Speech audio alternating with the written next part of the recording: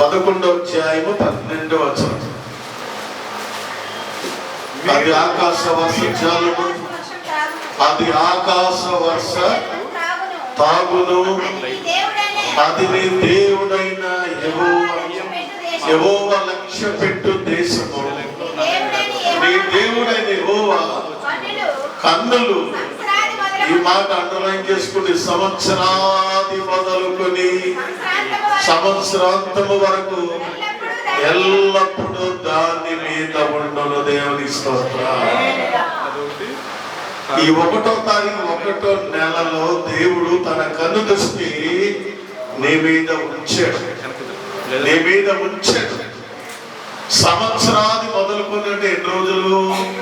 365 దినములు ఆయన కన్ను దృష్టి నీ మీద, నీ కుటుంబం మీద, నీ బిడ్డల మీద, సంఘం మీద, సమాజం మీద ఆయన కన్ను దృష్టి నిలిచును గాక. హల్లెలూయా. అది ఆకాశ వర్ష జాలము తాగును. నీ దేవుడైన, నీ దేవుడు ఎంతమందికి దేవుడై ఉన్నాడు? మీ దేవుడైన యెహోవా చూసాడు, లక్ష్య పెట్టు దేశం. నేనేం చేస్తున్నాడు ఆయన? దేశం అంటే మట్టి కాదు, దేశం అంటే దేశంలో మనం బ్రతుకుతున్నాం కాబట్టి మీ మీద దేవుడు కన్ను ఉంచడమే కాదు, నువ్వంటే ఆయన లక్ష్యం ఉంచాడు. దేవునికి స్తోత్రం. మనము దేవుని మీద లక్ష్యం ఉంచడం వేరు. నీ మీద, నా మీద, మన మీద దేవుడు ఏం చేశాడు? ఈ సంవత్సరం లక్ష్యం ఉంచబోతున్నాడు. దేవునికి స్తోత్రం. ఈ 2025 సంవత్సరము ఆశీర్వాదకరమైన సంవత్సరం, దీవెనకరమైన సంవత్సరం, మేలుకరమైన సంవత్సరం. దేవుని బిడ్డలారా గమనించండి, ఆలోచన చేయండి. దీవెనకరమైన సంవత్సరం, మేలుకరమైన సంవత్సరం. మీరు ఏది పట్టుకున్నది ఆశీర్వాదకరం జరుగునుగా. అది వ్యాపారమైన, ఉద్యోగమైన, అర్థమైనా ఏ పని కూడా మీ చేతుల కష్టార్జితమును ఆయన ఆశీర్వదించును గాక. అదే దేవుడు మీ దేశానికి ఏం చేయబోతున్నాడు? లక్ష్య పెడుతున్నాడు. చెప్పండి, ఏంటి లక్ష్య పెట్టడం? అర్థం ఏంటి? పట్టించుకోవడం, చూడడం, దృష్టి ఉంచడం. దేవుని స్తోత్రం. అంటే నీ మీద దృష్టి ఉంచుతాడు. ఒకటి. రెండవది ఏమన్నాడమ్మా? నీ దేవుడైన యెహోవా.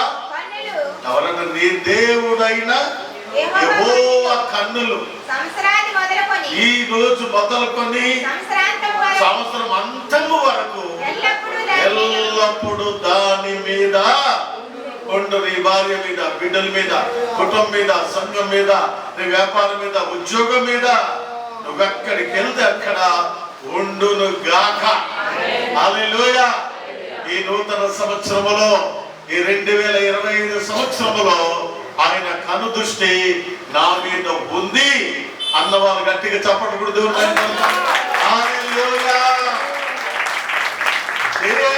కను దృష్టి అది నీ మీద, నా మీద, మన అందరి మీద ఉంది. స్తోత్రం. ముసలోళ్ళ మీద ఉంది, వయసుల మీద ఉంది, యవనస్తుల మీద ఉంది, పెద్దల మీద ఉంది, చిన్న పిల్లల మీద ఉంది. దేవునికి స్తోత్రం. అందుకని నువ్వు భయపడవద్దు, ధైర్యంగా ఉండు. అందుకే ఈ రోజు మొదలుకొని 2025 ఎండింగ్ వరకు దాని కనుదృష్టి ఉంచి 2026లో దేవుడు అడుగు పెట్టించును గాక. ఆమేన్. రెండో మాట కూడా చూద్దాం. 139వ కీర్తన.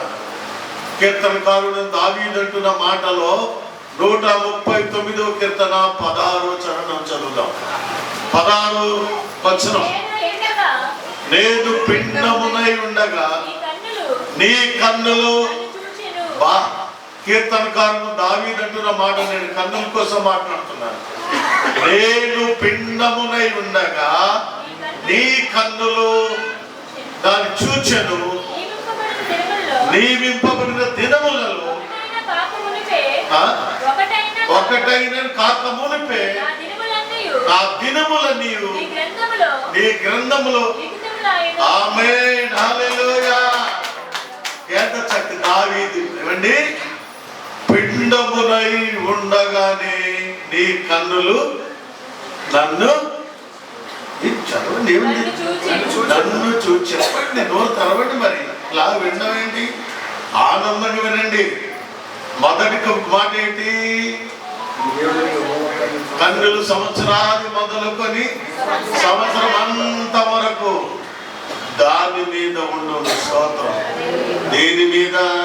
నీ ప్రార్థన మీద, భక్తి మీద, నీ యథార్థత మీద, అర్థమైందా? నీ కలిగిన ఈవులన్నిటి మీద, నీ ఆస్తుల మీద, ఇల్లు మీద దేవునికి సంతోషం ఉండదు. ఒకటి. రెండోది, నువ్వు అనుకున్నావు నాకు తెలియదు అనుకున్నావేమో, నువ్వు పిండము నై ఉండగా నీ చూడు, దేవుని యొక్క కన్నులు నిన్ను చూసాను.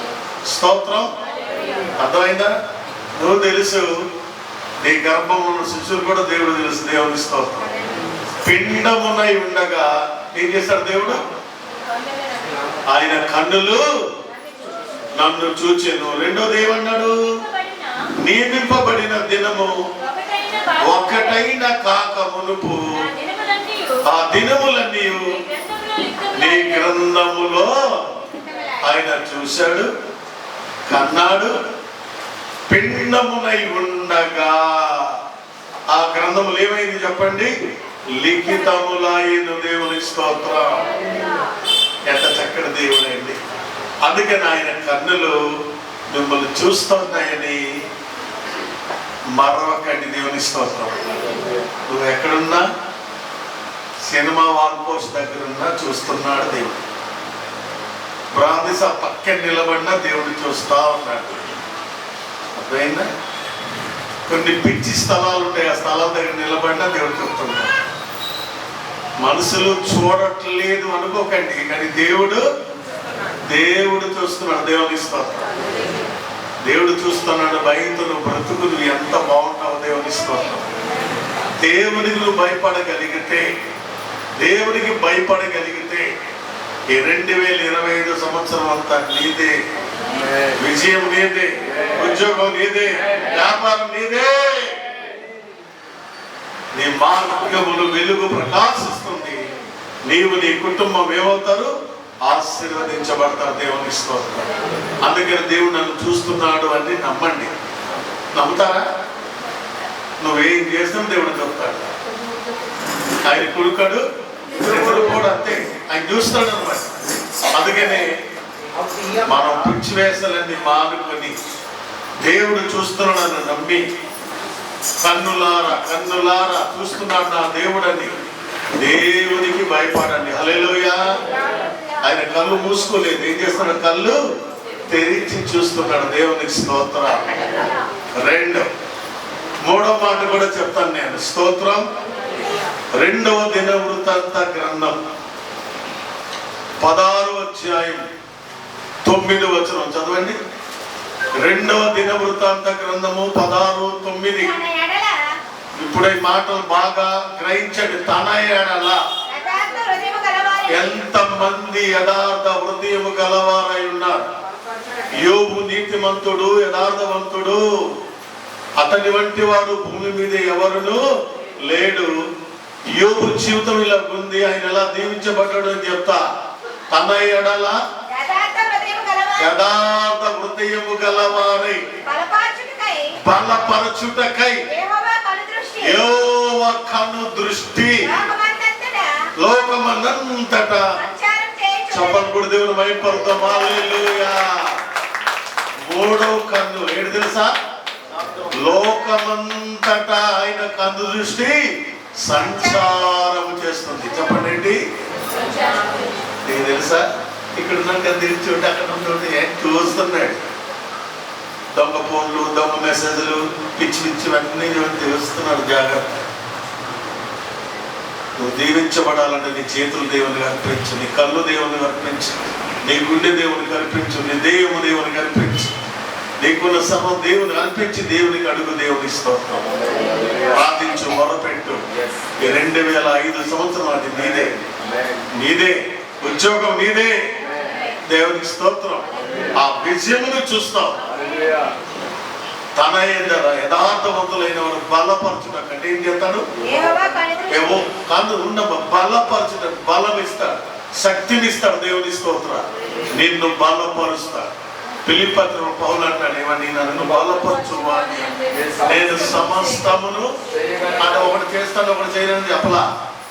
నన్ను బలపరచువాని అందే నేను సమస్తమును. మరి ఆయన యథార్థంగా జీవించగలిగితే, నమ్మకంగా బ్రతకగలిగితే, యథార్థంగా నువ్వు ఉండగలిగితే, నీ భర్త నీకు చూడకపోవచ్చు, నీ భార్య నీకు చూడకపోవచ్చు, నీ తల్లిదండ్రులు నీకు చూడకపోవచ్చు, ఆకాశం ముందున్న దేవుడు చూసి పరిశీలన చేస్తున్నాడు. దేవుని స్తోత్రం. చూస్తున్నాడా లేదా? కీర్తనగా నేను కూర్చుంటుట నీకు తెలియదు, నేను లేచుట నీకు తెలియదు. దేవుని స్తోత్రం. మనం ఏమి చేస్తున్నామో దేవునికి తెలుసు. అంటే ఆ కను దృష్టి ఆయన సంచారం చేస్తుంది. దేవుని స్తోత్రం. ఎక్కడ? లోకమంతట. దేవుని స్తోత్రం. ఎవరు యథార్థంగా బ్రతుకుతున్నారు, ఎవరు యథార్థంగా ఆరాధిస్తున్నారు, ఎవరు యథార్థంగా బ్రతుకుతున్నారు, యథార్థంగా మాట్లాడుతున్నారన్నట దేవుడులా చూస్తుంటాడు. అది కంటికి దేవుడికి నచ్చి ఇష్టపడితే ఇది నీకే అని చెప్తాడు. హల్లెలూయా.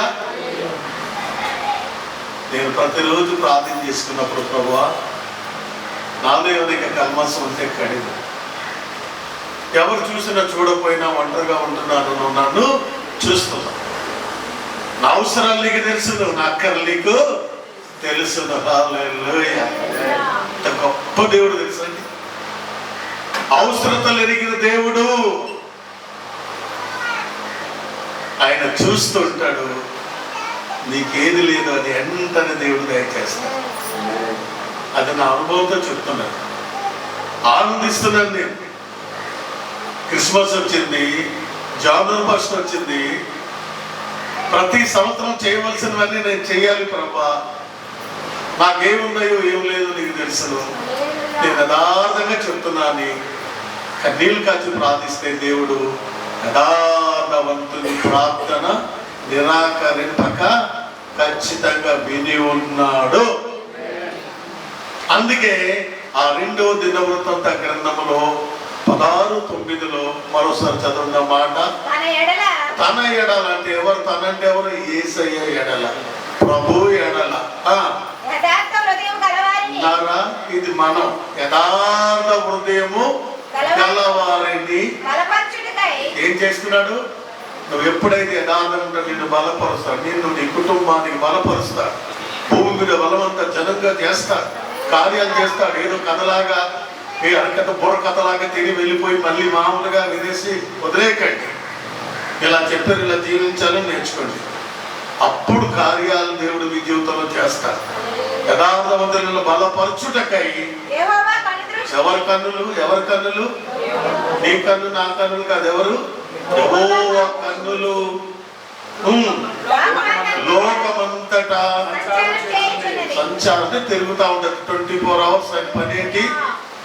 అందరు ఎవరు యథార్థంగా ఉన్నారు, ఎవరు నీతిగా ఉన్నారు, ఎవరు ప్రార్థిస్తున్నారు, ఎవరు అంగలారుస్తున్నారు, ఎవరు కష్టాల్లో ఉన్నారు, ఎవరు బాధల్లో ఉన్నారు, ఎవరు అప్పుల బాధలు ఉన్నారు, ఎవరు లేమిలో ఉన్నారు, అన్ని దేవుడు చూస్తూ ఉంటారు. ఎవరు పాపంలో ఉన్నారు, ఎవరు అబద్ధం, అది కూడా చూస్తూ ఉంటారు. అన్ని చూసి రాస్తూ ఉంటారు. అడిగావా? ఏది? నువ్వు ఉద్యోగం అడిగావా? ఓకే. నువ్వు డబ్బు అడిగావా? ఓకే. అప్పు తీర్చమన్నావు? ఓకే. నువ్వు యథార్థంగా ఉండి దేవుడిని మోకరించి అడిగి చూడు, దేవుడు నీకు ఎందుకు ఇవ్వడం చేస్తాను, దేవుడు ఇస్తాడు. నేను అనుభవిస్తున్నట్టుగా చెప్తున్నాను. సభలకి మీటింగ్కి వెళ్ళలేకపోతున్నాను, కానీ దేవుడు బిడ్డలారా ఇంటిలో ఉండి ప్రార్థన చేసి దేవుడిచ్చే బహుమానం నేను పొందుకుంటాను. దేవుడి నేను ఇక్కడే ఉంటాను, నా ఆత్మీయ బిడ్డ ఢిల్లీ ఉండొచ్చు, నేను ఇక్కడే ఉన్నాను, ఆత్మీయ బిడ్డలు అమెరికాలో ఉండొచ్చు, నేను ఇక్కడే ఉంటాను. ఏదే చోట నా బిడ్డలు అక్కడ ఉన్నారు, ఆత్మీయ బిడ్డలు, ఆత్మీయ బిడ్డలు, ఆత్మీయ కన్న బిడ్డలు. అదే ఒకసారి మన పిల్లలు మర్చిపోతారు. గుర్తు బ్రాహ్మ్యం వందనాలు చెప్పరు, ప్రజలు చెప్పరు, ఎలా ఉన్నావు కూడా అడగారు. అదేం భక్తులు తెలియదు నాకు. కానీ ఆత్మీయ బిడ్డలు ఎంత ముచ్చట అనిపించిందో. దగ్గర దగ్గర 109 మెసేజ్లు, ఎన్ని చక్కని మాటలు. దేవుని బిడ్డలారా చూస్తున్నాడు దేవుడు. హల్లెలూయా. చూడగలిగిన దేవుడు ఆయన. తెల్లవారు లేచాను 5 గంటలకి, మళ్ళీ దేవుడు లేపేశాడు 4 గంటలకి, మళ్ళీ 1 గంట ప్రార్థన చేశాను. అనితమ్మ వచ్చింది కాబట్టి ఇంక ప్రార్థనలో గడిపాను. దేవుని బిడ్డలారా గమనించండి, లోకమంతటా ఆయన ఏం చేస్తున్నాడు? సంచారం చేస్తున్నాడు. దేవుడు మిమ్మల్ని దీవించబోతున్నాడు, చెప్తున్నాడు, మిమ్మల్ని ఆశీర్వదించబోతున్నాడు. మీ కొరకు ఒక ప్రణాళిక కలిగి ఉన్నాడు ఆయన, ఒక ఉద్దేశం కలిగి ఉన్నాడు ఆయన. ఆ ప్రణాళిక కలిగి ఉద్దేశించి మిమ్మల్ని దీవించడానికి చూస్తున్నాడు. ఇదే సంఘములో స్థలంలో గొప్ప సాక్ష్యాలు మీరు చెప్తారు. యథార్థంగా జీవించండి, నీతిగా జీవించండి. ఆయన కన్ను దృష్టి సంచారం చేస్తూ అర్థమైన టాప్ టు బాటం ఆయన ఏం చేస్తున్నాడు? చూస్తున్నాడు. నువ్వు కాలేజీలో ఉన్నా, ఆఫీసులో ఉన్నా, వ్యాపారంలో ఉన్నా, ఎక్కడే పని చేస్తున్నా అలా చూస్తూ ఉంటాడు. దేవుని స్తోత్రం. అందుకే ఆయన కన్నెత్తి చూస్తే అంటారు, చూసారా? ఆయన కన్నెత్తి చూసే దేవుడు, మూసుకునే దేవుడేమి కాదు. దేవునికి స్తోత్రం. ఎన్ని చెప్పాను? 3 చెప్పాను. ఇంకోటి చెప్పి ముగిస్తాను. అదే దినవృత్తాంత గ్రంథం 6వ అధ్యాయం 40వ వచనం. సొలొమోను ప్రార్థన అక్కడ ఉంటారు. త్వరగా, నా దేవా, బా మీరు కూడా అలాగే అన్నాడు. నా దేవా, ఈ స్థలమందు చేయబడు. చూసారా? ఈ స్థలమందు చూడు, చెయ్యబడు విన్నపము మీద నీ కను దృష్టి ఉంచుదుగాక. What a wonderful prayer. హల్లెలూయా. ఇలా ప్రార్థన చేయండి. మీరు సొలొమోను మహారాజులాగా మందిరం అయిపోయిన తర్వాత సొలొమోను ప్రార్థిస్తున్నాడు, ప్రభువా ఈ మందిరంలో నువ్వు ఉండాలి, నీ కను దృష్టి మందిరం మీద ఉండాలి. స్తోత్రం. రాత్రి ఒక మంచి వాగ్దానం మీకు ఇచ్చాను. ఋతువు దర్శనం 28 ఉన్న మాట మీకు ఇచ్చాను. ఏంటది? ఆకాశము మంచు మీ మీద పడుతుంది, ధాన్య ద్రాక్ష రసము గల దేశములో మీరు నివాసము చేస్తారు. యాకోబు ఊట ప్రత్యేకించబడి ఆ నీటి ఊట దగ్గర ఉందని చెప్పాను. ఈ రోజు దేవుని కన్నుల కోసం చెప్పాను. దేవునికి స్తోత్రం. చెప్పండి, సంవత్సరాది మొదలుకొని సంవత్సరం అంత వరకు ఆయన కన్ను దృష్టి నీ మీద ఉంటుంది.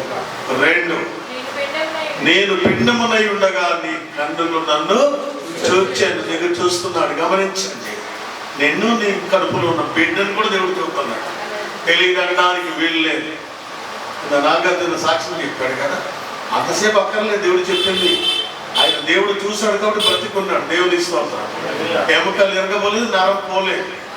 దేవుని కృప బిడ్డ మీద ఉంది కాబట్టి స్తోత్రం. అయితే ఆయన చూశాడు అని అర్థం. డాక్టర్ చూసినా చూడబోయినా ముందుగానే చూశాడు ఆయన. స్తోత్రం. 2, 3వది ఏం చెప్పా?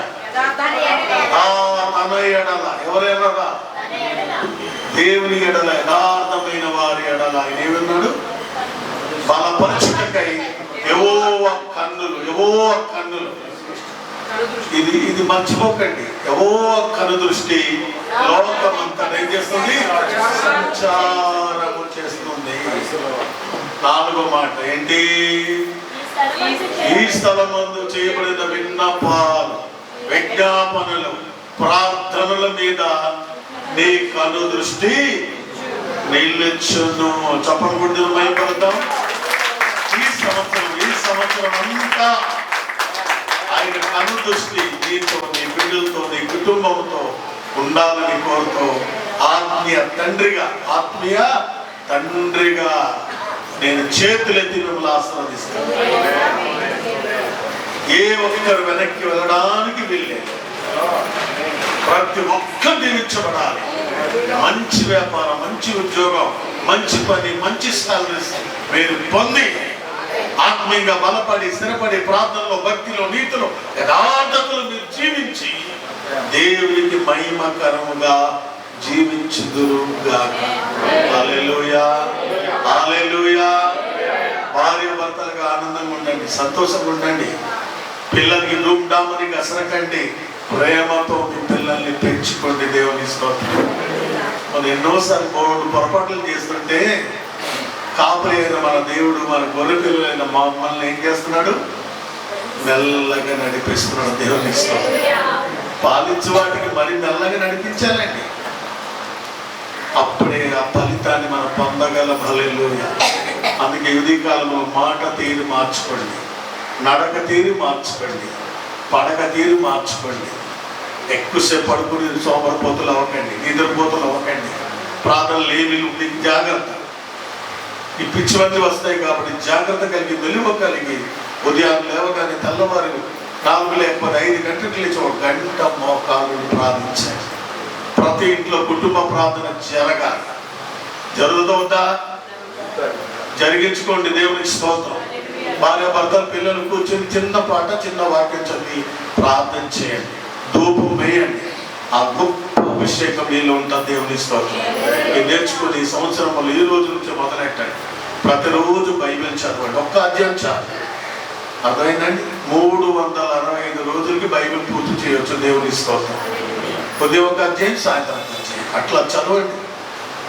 దేవుని బిడ్డలారా, వాక్యం చదవడం మర్చిపోద్దు, ప్రార్థన చేయడం మర్చిపోద్దు, శుక్రవారం ఉపవాస ప్రార్థన ఉండడం మర్చిపోద్దు, ఆదివారం చర్చ ఉండడం మర్చిపోద్దు.